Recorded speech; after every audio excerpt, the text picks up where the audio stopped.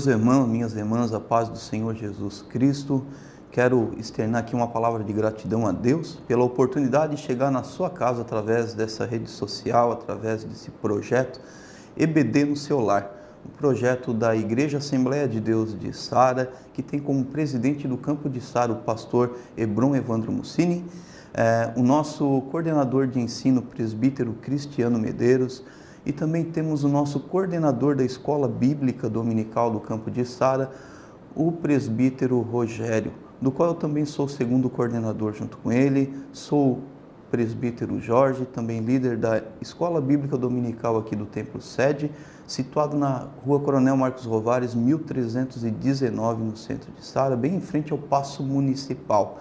Todos os domingos, pelas manhãs, nós nos reunimos aqui a partir das 8h30 da manhã. O Templo Sede já se encontra aberto para que você possa vir ter um momento de oração, um momento de devoção com Deus, né? E a partir das 9 horas em ponto, então, começamos com o nosso ensino sistemático da Escola Bíblica Dominical. Nesse trimestre, nós começamos a estudar já no início de janeiro de 2021 o verdadeiro pentecostalismo. No dia de hoje, nós iremos então estudar a lição de número 8, comprometidos com a palavra de Deus. Espero que essa lição seja uma bênção para você, assim como todas as demais anteriores têm sido já bênção para a sua vida.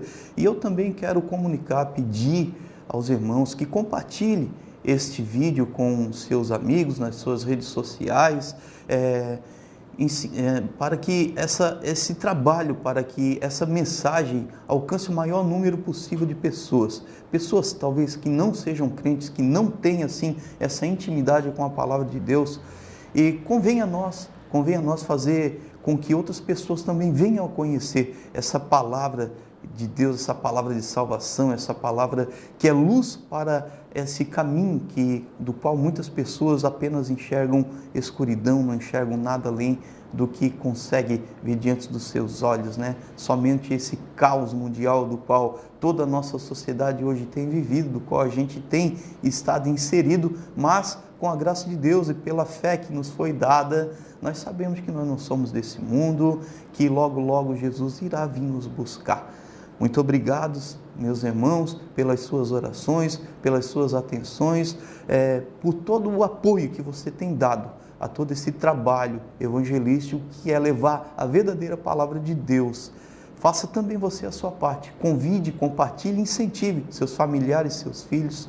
Nos domingos pela manhã, assim como eu falei, também temos a EBJ na coordenação do presbítero Davi, aqui no Templo Sede, a partir das 8h30 também, temos ali a reunião dos jovens, dos adolescentes, onde eles têm um momento de estudar a palavra de Deus, para fortalecer ainda mais, para se fortalecer o seu espírito, para estar ainda mais graduado na palavra de Deus.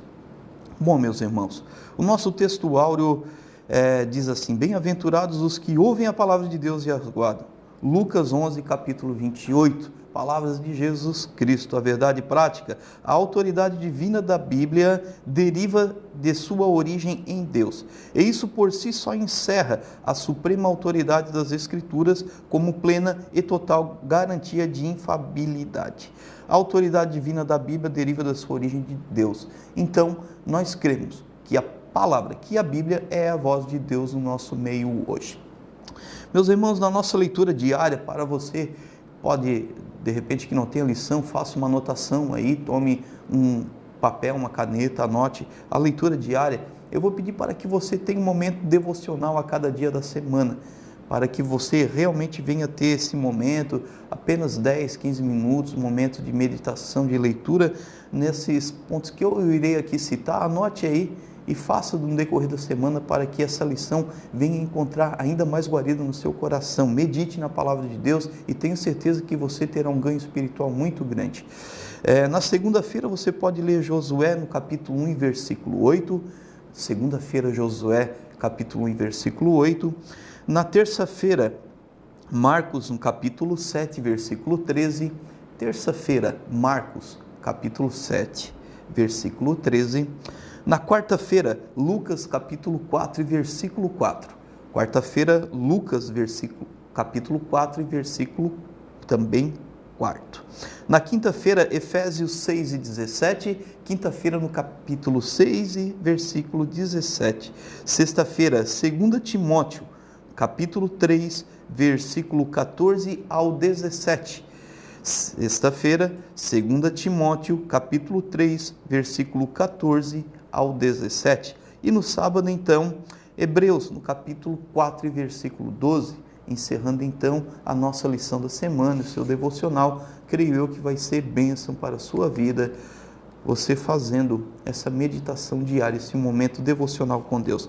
Meus irmãos, a nossa leitura bíblica em classe encontra-se em 2 Timóteo, no capítulo 2, versículo 14 ao 19, e também na segunda carta de Pedro, capítulo 1, versículo 20 e 21. Carta 2 Timóteo, capítulo 2, versículo 14, começa assim: Traze estas coisas à memória, ordenando-lhes diante do Senhor que não tenham contendas de palavras, que para nada aproveitam e são para perversão dos ouvintes. Procura apresentar-te a Deus aprovado como obreiro, que não tem de que se envergonhar, que maneja bem a palavra da verdade. Mas evita os falatórios profanos, porque produzirão maior impiedade. E a palavra desses roerá como gangrena, entre os quais são Himeneu e Fileto, os quais se desviaram da verdade, dizendo que a ressurreição já feita e perverteram a fé de alguns. Todavia, o fundamento de Deus fica firme, tendo este selo: o Senhor conhece os que são seus, e qualquer que profere o nome de Cristo, aparte-se da iniquidade. Na carta 2 Pedro, no capítulo 1, versículo 20 e 21, diz assim: Sabendo primeiramente isso, que nenhuma profecia da Escritura é de particular interpretação, porque a profecia nunca foi produzida por vontade de homem algum, mas os homens santos de Deus falaram inspirados pelo Espírito Santo. Amém até aqui. O nosso objetivo geral e o nosso ponto central diz que amamos a palavra de Deus e somos comprometidos com ela. O objetivo geral é demonstrar o nosso compromisso com a palavra de Deus e não achismos humanos. Fazer a exegese da palavra de Deus. Extrair tudo aquilo que Deus nos comunicou através da sua sã e bendita palavra. Aquilo que está aqui na palavra de Deus, contida nesses livros compilados dentro de uma mini biblioteca chamada Bíblia. Esta é a palavra de Deus, da qual, através da fé e com o auxílio diário do Espírito Santo, nós lemos, nós meditamos, somos inspirados pelo Espírito Santo e ele vai clareando e norteando as nossas vidas por onde quer que nós passamos. A introdução diz que nós somos apegados à palavra e buscamos a orientação do Espírito Santo para nos ajudar na interpretação das Escrituras.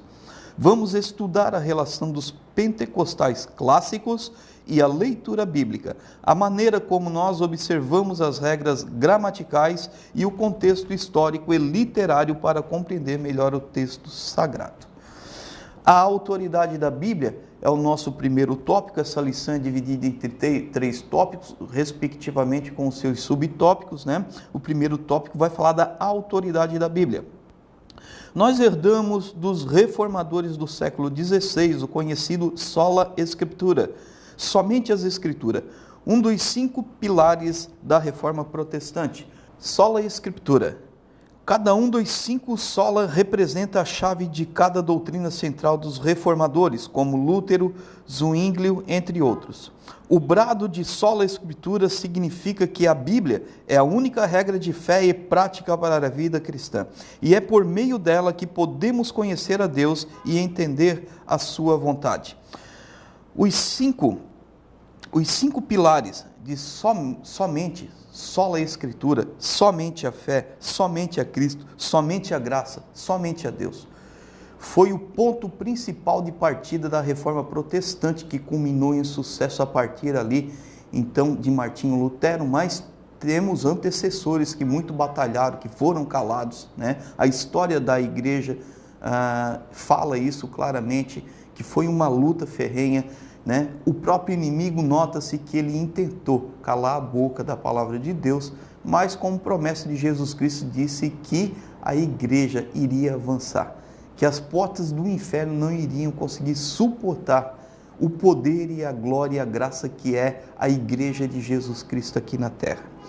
Os católicos romanos têm a Bíblia e a tradição. Os testemunhas de Jeová têm a tradução do Novo Mundo e mais a revista Sentinela. Os mormons têm a Bíblia e mais o livro de Mórmon e outras publicações como fonte de autoridades espiritual. Os adventistas têm a Ellen White e por assim adiante. A gente vê os islamitas, né? Cada um com a sua fé, com a sua crença. Porém, nós, pentecostais tradicionais, nós temos somente a palavra de Deus. Nós temos aqui no Brasil 2 fundadores da Igreja Assembleia de Deus, os conhecidos então missionários Gunnar Win e Daniel Berg, que deixaram todos os seus afazeres e guiados, norteados pelo Espírito Santo, vieram ao Brasil. E aqui fundaram, então, deram início à Igreja Assembleia de Deus, lá no Pará. Mas vocês veem bem que esses 2 missionários, eles não trouxeram nenhuma invenção, nenhuma criação, disseram, olha, a gente se encontrou, um anjo apareceu diante de nós, um novo profeta nos deu uma nova lei, uma nova ordem. Não, eles vieram, trouxeram, através do avivamento pentecostal ocorrido lá nos primórdios, lá na Rua Azusa, né? Vieram com a palavra de Deus, pregando a palavra de Deus.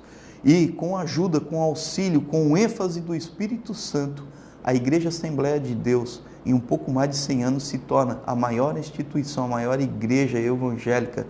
E já estamos hoje mandando missionários a vários lugares do mundo. E glórias a Deus por isso, porque é a ação do Espírito Santo no nosso meio que nos fortalece, sabendo que nós somos imperfeitos, somos fracos, somos frágeis, mas com a graça e a glória e o favor do qual o Senhor Jesus Cristo nos concede através do Espírito Santo, é que essa obra avança a cada dia mais. Muito bem, meus irmãos, a gente vem vendo que os mormons têm as suas publicações, os testemunhos de Jeová têm as suas publicações, e eu acho incrível aqui que nós somente a Bíblia. É claro que temos vários outros livros históricos, livros de estudo, né? Muitos livros que nos dão subsídios, a própria arqueologia, né? Inclusive a própria ciência hoje aplicada de uma forma moderada, através da fé também, ela consegue nos trazer muitas revelações, das quais a Bíblia já nos tem trazidas, claro, mas fica tudo mais transparente, mais fácil de, como seres humanos, entender. E isso são ferramentas que o próprio Espírito Santo vem nos concedendo, fazendo com que a gente cresça, fazendo com que a gente cada vez se tornamos mais conhecedores da verdadeira e fiel palavra de Deus. Mas eu acho incrível, lá no final do Evangelho de João, no capítulo 21 e 25, versículo 25, João ainda fala assim: há, porém, ainda muitas outras coisas que Jesus fez. Se todas essas fossem relatadas uma por uma, creio eu que nem no mundo inteiro caberiam os livros que teriam de ser escritos, contando tudo aquilo que foi feito através da obra de Jesus Cristo, quando ele aqui pisou na terra, nesse período terreno aqui, que ele se fez carne, o verbo se fez carne, né? E a gente vê que por si só, o próprio apóstolo João diz, muitos outros escritos, mas o que está aqui dentro, contido nesse livro, por si só já basta, para que através da fé e ação do Espírito Santo, nós crentes, aqueles que creem na promessa de Deus, possamos encontrar salvação, possamos encontrar norteamento, sem precisar de nenhuma invenção, sem precisar que nenhum anjo mais hoje se materialize diante de nós, porque através da fé, através da ação do Espírito Santo, nós temos a perfeita fé e assim nós podemos seguir avante, na certeza de que estamos no caminho certo. O segundo subtópico vai falar nos nossos fundamentos. Os pentecostais ainda são vistos por alguns não pentecostais e cessacionalistas como um movimento que baseia suas crenças em práticas e prática nas emoções e ensina a crença no cânon aberto. São interpretações equivocadas a nosso respeito. Nós cremos que a revelação canônica se encerrou com apóstolos do Novo Testamento, conforme está lá em 1 Coríntios, no capítulo 15 e versículo 8. A nossa fonte de autoridade é unicamente a Bíblia, conforme a declaração de fé das Assembleias de Deus. A Bíblia é a nossa única regra de fé e prática. Não necessitamos de uma nova revelação extraordinária ou pretensamente canônica, conforme 2 Pedro, no capítulo 1, versículo 19 e 21. Também lá em Gálatas, no capítulo 1, no versículo 8 a 11, conforme assim descreveu o apóstolo Paulo, né, ele diz: mas ainda que nós ou mesmo um anjo vindo do céu vos pregue evangelho que valendo o que nós temos pregado, seja anátema. Ou seja, o próprio apóstolo Paulo, ele diz: ainda que um dia eu volte aqui, ainda que um anjo se materialize no vosso meio, pregando um outro evangelho que fuja dessa base bíblica, desse ensino que veio de Jesus Cristo através dos apóstolos que ouviram diretamente dele e vieram sendo transmitidos, né, com muita eficiência, com muita reverência, né, ainda que algum anjo, seja um anjo, pregue outra coisa, seja considerado anátema. E a gente tem visto várias pessoas acreditando em vários contos de fada, várias ideias criadas por seres humanos, né? A gente vê hoje grandes dificuldades de pessoas que criam algumas igrejas, algumas denominações, e depois elas não conseguem sustentar, porque ela não tem um fundamento real bíblico, ela não tem a verdade prática, então ela começa a se contradizer em alguns dos seus ensinos, e aí vai por água abaixo, né, meus irmãos? Infelizmente, é isso que acontece quando a gente sai fora da direção de Deus. A Bíblia por si só, ela tem que ser um livro que venha a transformar a nossa vida, de dentro para fora. É um nascer de novo, um nascer pela palavra, tocada lá no nosso núcleo, aonde vida nova é produzida conforme a promessa de Jesus Cristo. O terceiro subtópico vai falar então que não somos deístas. Deísmo é a doutrina que afirma a existência de Deus, mas que ele está muito longe de nós e não se envolve com os assuntos humanos. É como um relojoeiro que dá corda a um relógio e esquece-se dele. Nós somos teístas, isto é, cremos que Deus não está longe de cada um de nós. Atos 17 e 27, assim você pode conferir aí na sua Bíblia. Ele está interessado no ser humano, conforme Hebreus 11 e 6. O fechamento do cano sagrado não significa que Deus abandonou suas criaturas e o seu povo. Nós cremos que Deus continua a se comunicar com o seu povo por meio dos dons espirituais, assim conforme está relatado em Atos dos Apóstolos, no capítulo 2, versículo 14 e 21. Entretanto, esta revelação não se reveste de autoridade canônica para a igreja. Deus se comunica conosco pela leitura de sua palavra, pelos dons espirituais, sonhos, visões e até pelas coisas simples do dia a dia. Muito interessante, senhores, essa leitura. Lá em Mateus, anote aí, Mateus capítulo 28, versículo 18 a 20. Jesus aproximando-se falhou dizendo: toda autoridade me foi dada no céu e na terra, ide, portanto, fazer discípulos de todas as nações, batizando-as em nome do Pai, do Filho e do Espírito Santo, ensinando-as a guardar todas as coisas.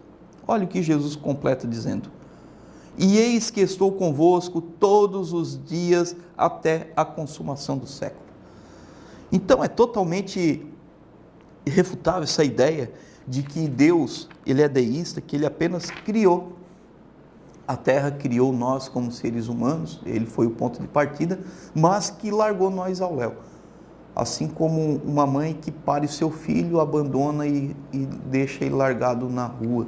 Não, Deus não fez isso. A palavra, a promessa de Jesus Cristo disse que ele estaria conosco todos os dias, até a consumação dos séculos. Tem uma outra leitura em Atos dos Apóstolos, capítulo 1, versículo 8, que diz: mas recebereis poder. Aqui já é uma promessa da vinda do Espírito Santo. Ao descer sobre vós o Espírito Santo.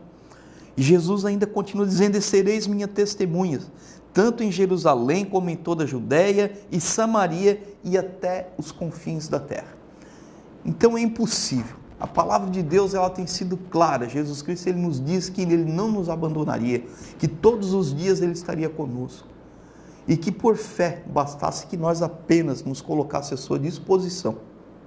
que Ele iria nos fortalecer, que Ele iria fazer com que nós superássemos as nossas dificuldades, porque Ele mesmo disse: o mundo é cheio de aflições, mas eu venci as aflições do mundo. Então todo aquele que em Jesus estiver, irá também vencer este mundo e suas aflições.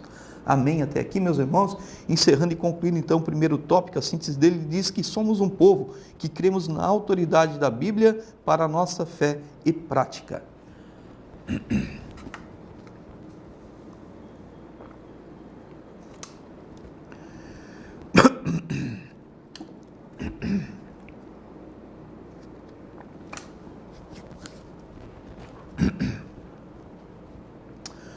O segundo tópico, então, fala do zelo pela doutrina. O zelo pela doutrina tem ligações com a apologética cristã. Apologética é a defesa da nossa fé, né, meus irmãos? Desde muito cedo na história, a igreja percebeu que a Bíblia precisa ser interpretada para que os crentes conheçam melhor o pensamento bíblico e a doutrina da igreja. Os credos e as confissões de fé são documentos produzidos pelas igrejas com este propósito. O primeiro subtópico vai falar que ensino ou instrução. A palavra doutrina vem do latim doctrina, que literalmente significa ensino ou instrução. Mas o termo apresenta vários níveis de significado de acordo com o seu contexto. Quando o texto sagrado expressa e perseveravam na doutrina dos apóstolos, segundo Atos dos Apóstolos, no capítulo 2, versículo 42, isso significa que os discípulos permaneciam seguindo o ensino dos apóstolos. Nesse caso, a palavra doutrina significa ensino e instrução, conforme Deuteronômio 32 e 2, de que a doutrina e a perseverança é na palavra de Deus, não naquilo que eu acho, não naquilo que eu imagino, não naquilo que eu crio, né, mas dentro da vontade e do propósito de Deus. Estamos nos referindo aos ensinos bíblicos. Quando se fala em doutrina e instrução, é doutrina bíblica. Não é doutrina de costumes, não é doutrina de hábitos. Não que isso seja ruim, não que isso seja bom. Os bons hábitos, os bons costumes devem ser realmente preservados, mas estamos falando, a Bíblia está falando de doutrina bíblica, aquilo que recebemos de Jesus Cristo. Muitas das vezes a gente acaba aqui confundindo, então, com cultura, né, com algumas ações, com a própria denominação, né, cria alguns costumes, alguns hábitos e nada de ruim, até que isso se torne um impedimento para o crescimento da fé de alguns irmãos, né? Nós devemos ter essa cautela, esse zelo, que algumas coisas são mais fáceis para mim aderir, enquanto que para outros que estão numa caminhada, estão um pouco mais fracos na fé, eles levam um pouquinho mais de tempo. E conforme as Escrituras nos informam, nós devemos ter um pouco de paciência com esses também, né? Ensinando-os, admoestando-os com paciência, com mansidão e principalmente com amor, para que ele venha superar todas as dificuldades e possa ter uma plena paz e comunhão com todos os irmãos, né, na igreja do qual ele congrega. Então, agora, o ensino e a instrução da palavra de Deus está falando de doutrina bíblica. Isso aqui, a doutrina bíblica é tudo aquilo que os apóstolos receberam em Jesus Cristo e foram transmitindo paulatinamente e chegou até nós. Doutrina bíblica, essa é a fé da qual a gente precisa permanecer fielmente arraizado, para que o meu desejo humano não venha se tornar prioridade além da palavra de Deus. Amém, meus irmãos, até aqui? O conteúdo da fé. O segundo subtópico vai falar que a palavra doutrina se aplica também a um corpo básico e coerente de ensino cristão, como os credos. E nós temos os credos da Assembleia de Deus, que é muito importante, nós vamos dar uma leve passada aqui, certo? São basicamente em torno de 16 credos do qual nós cremos, né? Nós cremos na inspiração divina verbal, nós cremos em um só Deus, no Senhor Jesus Cristo, nós cremos no Espírito Santo, na pecaminosidade do homem, na necessidade absoluta do novo nascimento pela graça de Deus mediante a fé em Jesus Cristo, nós cremos no perdão dos pecados, na salvação plena, na justificação pela fé, nós cremos na igreja que é o corpo de Cristo, nós cremos no batismo bíblico efetuado por imersão em águas, tal exemplo bíblico de como praticar o batismo bíblico por imersão, assim como o nosso Senhor Jesus Cristo fez. Não tem por que a gente inventar mais nada além disso, não tem por que a gente tirar nada daquilo ali, porque ele por si só é completo e pleno. Nós cremos na necessidade e na possibilidade de termos vida santa e irrepreensível, não por força do homem, mas por ação do Espírito Santo na vida do homem, de cada um de nós pecadores. Nós cremos no batismo do Espírito Santo, e isso aqui é tão interessante, essa crença, meus irmãos, essa doutrina desse credo das Assembleias de Deus, porque é uma promessa de Deus, uma promessa de Jesus Cristo. O profeta Joel falou, Jesus Cristo falou, tudo se cumpriu, aconteceu e tem acontecido até hoje, e precisamos fazer defesa, apologia desse nosso credo, dessa nossa fé que é bíblica. Cremos na atualidade dos dons espirituais que até hoje está aí norteando as nossas vidas, o nosso dia a dia, o nosso caminhar como crentes pentecostais realmente batizados no Espírito Santo. Cremos na segunda vinda de Cristo em suas duas fases distintas. A primeira invisível ao mundo, que será o arrebatamento, coisa que muitas igrejas, muitas pessoas acham que isso não é real, mas a Bíblia fala literalmente, então é um credo bíblico, temos origem bíblica, está dentro da Bíblia. E, infelizmente, é algo que eu tenho que compartilhar com os irmãos. Jesus Cristo disse, olha, assim como nos dias de Noé, aqueles que não entraram na arca morreram. Então, o arrebatamento é para aqueles que têm fé em Jesus Cristo. O arrebatamento é para aqueles que creem que Jesus Cristo virá buscar a sua igreja. Então, nós devemos nos preparar para a sua vinda tão logo, independente do que quer que tenha se pregado. A Bíblia nos diz que Jesus Cristo está por vir. Jesus Cristo virá nos buscar. Glória a Deus. No comparecimento ante o tribunal é um dos credos de Cristo de todos os cristãos arrebatados. No juízo final, onde comparecerão todos os ímpios. E cremos também que o casamento é uma instituição de Deus e ratificado por nosso Senhor Jesus Cristo como união entre homem e mulher, nascidos macho e fêmea. Infelizmente, é algo que vai nos incomodar, segundo o que está acontecendo nos dias de hoje. Atualmente, estamos sendo afrontados, inclusive leis estão tentando ser editadas para nos afrontar nesse quesito. Mas é um credo que nós temos e nós não vamos voltar atrás, está dentro do padrão bíblico. Amém? Até aqui, então, meus irmãos? Então é o seu credo, o conteúdo da fé da instituição. Trata-se de um ensino sistemático sobre os dados da revelação. A fonte do conteúdo doutrinário é a própria palavra de Deus, auxiliada pela experiência cristã e com a ajuda do intelecto humano. Isso se faz por meio do ensino da instrução.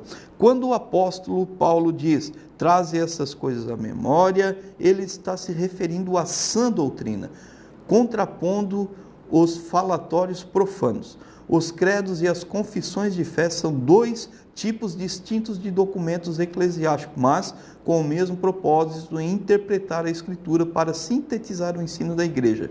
Os credos são genéricos e as confissões de fé são mais elaboradas e específicas, assim como passamos aqui o credo da nossa confissão de fé, como assembleano, como pentecostais. O terceiro subtópico, então, vai falar aqui a respeito da nossa confissão de fé. A nossa confissão de fé não é de autoria particular, pois expressa o pensamento e a vida da igreja. A nossa confissão de fé, ela não é de autoria particular, e conforme fala em 2 Pedro, 2 Pedro vai nos dizer que nenhuma revelação é de vontade humana, mas sim da palavra de Deus através do homem, 2 Pedro, ele vai dar esse ênfase, dizendo que nada do que foi falado, nada do que foi escrito foi de vontade do homem, mas inspiração divina. Está lá na segunda carta de Pedro, no capítulo 1, versículo 19 ao 21. Esse documento é submetido às Escrituras e estão em conformidade com elas. A nossa declaração de fé ocupa extraordinária importância na vida da igreja como sumário doutrinário da Bíblia e ajuda para a sua compreensão, além de servir como proteção contra as falsas doutrinas. Entretanto, a palavra final é a Bíblia e a declaração de fé expressa da doutrina oficial da Igreja. Há no Novo Testamento embriões de credos e confissões de fé, como Mateus 16, Filipenses 2 e 8, 1 Timóteo 6 e 13, que foram desenvolvidos ao longo da história da Igreja. A própria Bíblia, ela vai nos trazer um amparo legal para que a gente possa nos defender das falsas doutrinas, né? Inclusive o próprio Senhor Jesus Cristo. Ele, certa vez, ele foi levado ao deserto depois de ser batizado em águas, e lá ele 40 dias jejuou, e o diabo se aproximou dele e tentou persuadir ele, tentando usar a própria palavra de Deus, a própria Bíblia, né? E ele fez algumas sugestões a Jesus. Ele disse que o tentador falou numa delas: manda essas pedras se transformarem em pães, né? Se realmente tu és filho de Deus. E Jesus Cristo refutou ele, disse: olha, nem só de pão viverá o homem, mas de toda a palavra de Deus, né? Então o diabo levou a cidade santa, colocou sobre o pináculo do templo e lhe disse: se és filho de Deus, atire-te daqui para baixo. E Jesus Cristo replicou, ele disse, olha, fazendo apologia da fé, disse: olha, está lá escrito também, não tentarás o teu Deus, né? E o próprio diabo começou a ver que ele realmente tinha conhecimento bíblico. Então, quem tem conhecimento, não é fácil. Uma pessoa que é um pouco inculta, que não lê, que não busca, que não se situa, ela é mais fácil de ser enrolada, né? Qualquer doutrina, vento de doutrina que vão e que vem. Então, com relação à apologia, seria a questão de nós fazer defesa da nossa própria fé, assim como Jesus Cristo fez, né?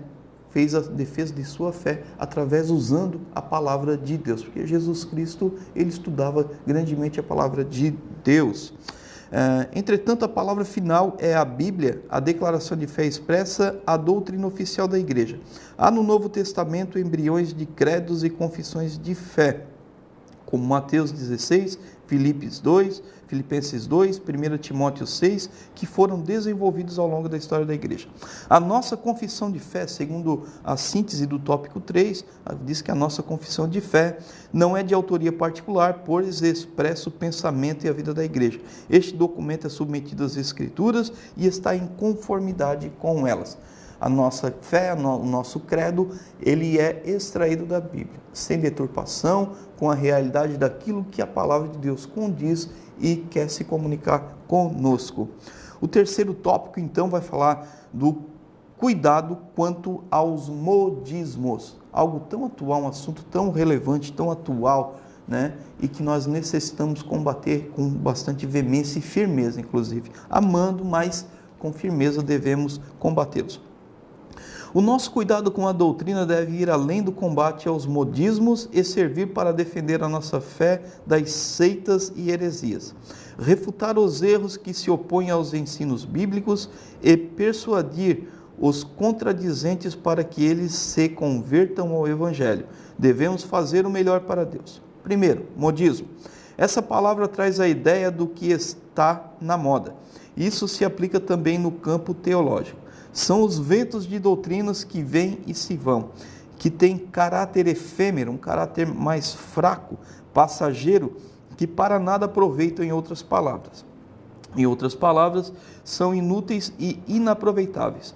Quem não se lembra do dente de ouro, do dom da unção, do caicai, do sopro santo, né? Também da febre dos anjos e de outras aberrações doutrinárias? Onde estão os seus promotores e expoentes? Não há como combater esses abusos e essas práticas exóticas sem o conhecimento adequado da palavra de Deus, segundo Tito, no capítulo 1 e no versículo 9. Muito interessante, meus irmãos, a gente pensar nesses eventos que vêm e vão, que acontecem, né? Inevitavelmente, a igreja, desde o primórdio, desde lá do princípio, ela sempre sofreu ataques, né? Ela sempre sofreu ataques de pessoas humanas, de pessoas rancorosas, de pessoas que queriam tirar proveitos, né, dos crentes, enfim. E sempre se foi criado essas situações, né, de querer ter vantagem sobre os crentes, né? Uma leitura que eu acho interessante lá em Atos dos Apóstolos, no capítulo 5, versículo 38 e 39, fala do Gamaliel, né, um rabã, aquele que estava acima de todos os rabinos. Lá naquele evento, disse assim nessa leitura, que agora vos digo, dai de mão a estes homens, falando lá de Pedro, os apóstolos naquele período, deixai-os, porque se este conselho ou esta obra vem de homens, perecerá, vai cair. Mas se é de Deus, não poderei destruí-los, para que não sejais porventura achados lutando contra Deus. E concordaram com ele.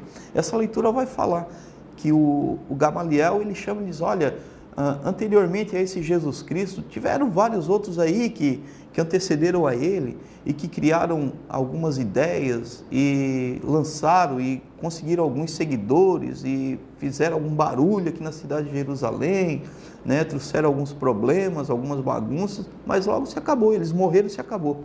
Agora esse Jesus Cristo aí que eles estão dizendo que foi crucificado, que ressuscitou e que enfim, deixa esses homens aí. Não dê muito ênfase a isso não, deixa eles, porque se a obra for de homem, daqui a pouco acaba, não vai ter força. Agora, se é Deus que está no negócio, meus irmãos, quem vai intentar contra Deus? Quem vai poder ir contra Deus? Então é uma leitura que eu acho muito interessante de fazermos aqui a respeito desses modismos que vão e que vêm. A nossa moda é a Bíblia, a nossa moda é a palavra de Deus. Sabe, nós não necessitamos de nada mais. É claro que muitos homens começam a criar algumas ideologias e eles vão tirar grande proveito e grande vantagem disso, sendo que a gente vive num país muito aculturado de religiões, né?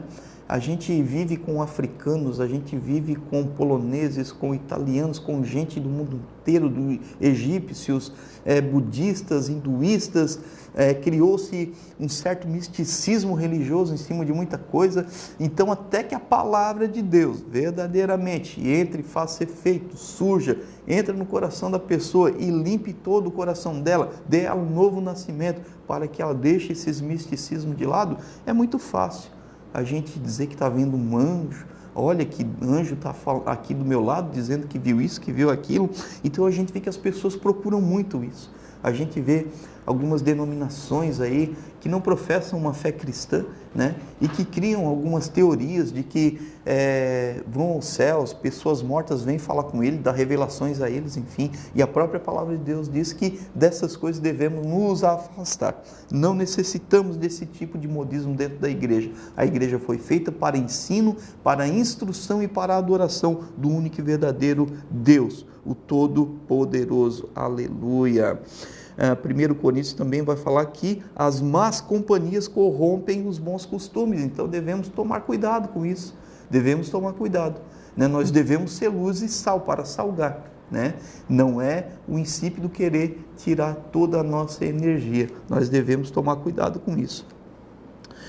O segundo subtópico, o terceiro e o quarto subtópico, ele tem base na segunda carta de Timóteo, no capítulo 2, versículo 15 a seguir, que diz assim, ó, procura apresentar-te a Deus, aprovado. Essa qualificação vem do Espírito de Deus. Apresentar-se a Deus aprovado significa estar disponível, testado e aprovado por Deus e reconhecido pela igreja, como 2 Coríntios, no capítulo 10, versículo 18. Desde muito cedo na história do cristianismo que a igreja precisou enfrentar uma avalanche de heresias e aberrações doutrinárias ensinadas pelos falsos mestres. 1 Timóteo, capítulo 1, versículo 4, Tito, no capítulo 1, versículo 19, vai falar. Os maus obreiros e os obreiros fraudulentos também sempre existiram, né? E nunca deixarão de existir, porque estamos no mundo, e serão desmascarados e reprovados. Agora, na leitura de 1 Pedro, no capítulo 2, versículo 9, meus irmãos, falando aqui de procurar apresentar-se a Deus aprovado, geralmente a gente faz essa leitura dando ênfase aos obreiros, ao corpo de obreiro, aos pastores, àqueles que servem, aos presbíteros, diáconos, auxiliares, enfim, missionários, né? Mas a palavra de Deus vai falar aqui assim, ó, vós, porém, sois raça eleita. 1 Pedro, no capítulo 2, versículo 9. Vós, porém, sois raça eleita, sacerdócio real, nação santa, povo de propriedade exclusiva de Deus, a fim de proclamar as boas virtudes daquele que vos chamou das trevas para a maravilhosa luz. Ou seja, todos os crentes devem procurar apresentar-se a Deus aprovado, não só o corpo de obreiro da igreja. Você que é crente, você que professa a fé cristã, deve procurar apresentar-se a Deus aprovado. Não só aqueles que têm um cargo dentro da igreja. Você é uma nação eleita. Você é nação eleita. Você foi chamado das trevas para proclamar as virtudes daquele que vos chamou das trevas. Que benefício, que graça. Olha, meus irmãos, que privilégio nós temos, né? De Deus nos incumbiu de levar as boas novas aos nossos irmãos, aqueles da nossa família, aqueles da nossa comunidade, enfim. Mas para isso nós devemos apresentar-se a Deus aprovado. Nós precisamos estudar, ler, interpretar um pouco. Obviamente que alguns vão ter algumas dificuldades, algumas limitações, nem todo mundo vai ter uma boa teologia, assim, que chegue a convencer, a ser um grande pregador, mas você deve de ter a base do seu credo, da sua fé, para falar do amor de Deus. Você sabia que eu hoje me encontro aqui porque um crente uma vez na rua me disse apenas uma frase: Jesus te ama. Quando ele falou que Jesus me amava, aquilo entrou dentro do meu coração e não saiu mais. Apenas uma frase que o irmão falou para mim: Jesus te ama. E aquela frase me transformou, me converteu, e aqui hoje estou servindo a Jesus com alegria para a honra e glória do nome dele. Amém. O terceiro subtópico vai falar como obreiro que não tem de que se envergonhar. O termo obreiro, tanto em grego quanto em português, vem da obra, trabalho, e tem significado amplo no Novo Testamento. No sentido literal, refere-se ao trabalhador do campo, conforme Mateus 20.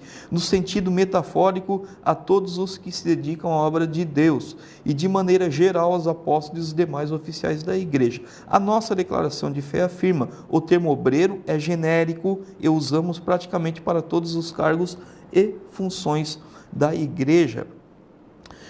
Como obreiro que não tem do que se envergonhar, devemos nós se apresentar, procurar apresentar-se diante de Deus, para que não passamos vergonha, para que quando for questionado por que nós cremos, por que nós cremos no Espírito Santo, por que nós cremos no arrebatamento, que você tenha base, que você faça e tenha possibilidade de fazer a defesa da sua fé. Isso é de suma importância para todo crente. O quarto vai falar que maneja bem a palavra da verdade. O verbo grego para manejar bem é ortotomeu, literalmente cortar reto, cuja ideia é cortar em linha reta. A ideia é manter o curso reto, aquele que maneja bem a palavra da verdade, que anda em linha reta. É uma palavra rara, aparece uma só vez no Novo Testamento e 2 vezes na Septuaginta. O emprego paulino dessa palavra é metafórico e muitas interpretações já foram apresentadas ao longo dos séculos. A preocupação de Paulo é com o ensino correto da palavra de Deus, com base numa exegese sólida, ou seja, extrair aquilo que a Bíblia nos comunica, tirar, arrancar dali para dentro do teu coração, não colocar exegese, colocar para dentro da Bíblia, extrair aquilo que ela quer se comunicar conosco, né? A preocupação de Paulo é com o ensino correto da palavra de Deus, com base na exegese sólida, com a aplicação para a edificação espiritual da igreja. Isso significa também não fazer uso da palavra no púlpito para atacar algum desafeto entre os irmãos, por meio de indiretas. Púlpito não é lugar de desabafo. Púlpito é lugar de fazer uma pregação expositiva, interpretativa do que realmente a palavra de Deus está se comunicando, e por que não dizer, aplicar no nosso cotidiano, mas não agredir, não desabafar, não fazer do púlpito um lugar onde você agora, eu como autoridade, posso falar tudo aquilo que eu quero. Não, Senhor, lá é lugar de você usar a palavra de Deus, a infalível. E como foi falado aqui no início do tópico aqui, do quarto subtópico, o ortotomel, que literalmente fala em cortar reto, Jesus Cristo ele usa essa parábola lá em Lucas, no capítulo 9, 62, e diz: mas Jesus lhe replicou: ninguém que tendo posto a mão no arado, olha para trás, é apto para o reino de Deus. Literalmente, eu não sou agricultor, mas fui estudar para ver o que isso me trouxe uma certa curiosidade algum tempo atrás, e é claro que hoje muitos irmãos sabem disso, alguns que já trabalharam, aqueles que trabalham com arado sabem que tem que ter um foco.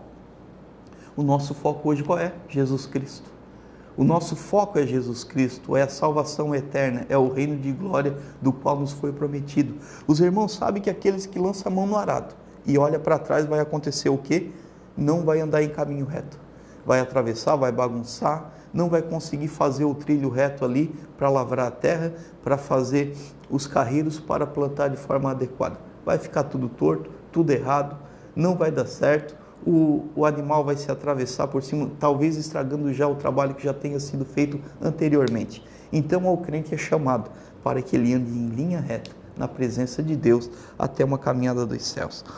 Amém, meus irmãos, até aqui. A síntese do tópico 3, então, encerrando, devemos combater os modismos e defendendo a nossa fé das seitas e heresias, refutando os erros contra os ensinos bíblicos e persuadindo os contradizentes para que se convertam ao Evangelho de Jesus Cristo. A conclusão, nós temos compromisso com a palavra de Deus e cremos que ela é a única revelação de Deus escrita para a humanidade. Diante disso, fica claro que nenhuma outra literatura exerce autoridade sobre a nossa vida. Amém, meus irmãos, agradeço a Deus pela vida dos irmãos que até aqui têm nos acompanhado, assim como foi falado no início, seja bênção para alguém, para o seu vizinho, para a sua comunidade, alguém que trabalha lá com você, convide-os para vir participar da escola bíblica, convide-os para assistir através desse canal do YouTube a essa videoaula, assim como as demais, as anteriores e as que ainda estão por vir, divulgue, incentive, para que o maior número de pessoas venham a conhecer este trabalho que Jesus Cristo, através da igreja de Sara, tem disponibilizado também ao nosso campo e também, por que não dizer, às pessoas do mundo todo que possam entender o nosso idioma. Meus irmãos, quero deixar uma palavra de gratidão a essa igreja, a todo o corpo de obreiros que tem pegado junto com nós nesse arado aqui, através da escola bíblica, todos os professores do campo, que Deus seja com vocês, se fortaleça no Espírito Santo de Deus, para que nada vos falte aqui na terra e principalmente que não nos falte esperança, que principalmente não nos falte força, né? Que principalmente não nos falte desejo de servir a Deus com entusiasmo, com alegria, com dedicação, segurando o arado, mas focando em Jesus Cristo. Quero louvar a Deus por a vida de cada um de vocês nesse momento que nos assiste, Senhor Deus. Quero te agradecer, Pai, por mais essa oportunidade, por este período que aqui a gente esteve aqui estudando, falando a respeito desta lição, Senhor. Que essa palavra, que esse estudo venha encontrar guarida em corações, Senhor Deus, que estão precisando e necessitados, ó Pai, da Tua palavra. Fique conosco, Senhor Deus, nos guarde na Tua presença através do Espírito Santo até a Tua volta, Pai. No nome do Senhor Jesus Cristo. Amém e amém. Fique com Deus. Até a próxima.